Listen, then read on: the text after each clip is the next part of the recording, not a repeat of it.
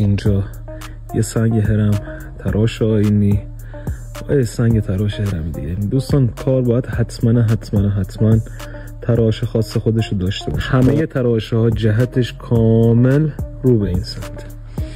یه آبگریز اینجا داریم دوستان، قلم بسیار زیبا، بسیار خوب، بسیار حرفه‌ای کار شده. کار اشکانی نیست، کار خاص دوستان.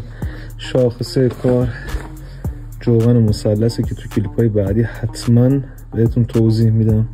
نیم هلالش و قلکی که دوستان دارن کارشو انجام میدن مربوط به همین مقدار است.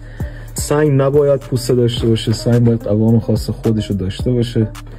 صدای پوسته با صدای پوکی قلک زمین تا آسمون فرق میکنه. قلک نباید آب شست باشه. به مسیر آب دقت کنید از کجا اومده و به کجا هدایت شده. به تراش بالای سر مقبره نگاه کنید که آب به کجا هدایت کردن. راحت ببینید کار باید همه فاکتور لازم داشته باشه.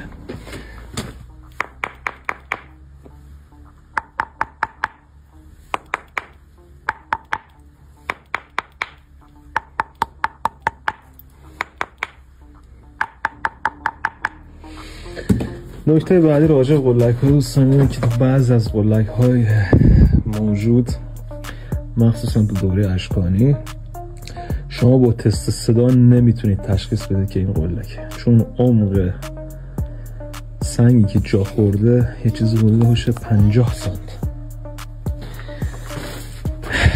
تو دوره حخام صدا میکنه. بس همین که دارید میبینید. موفق و پیروز باشید.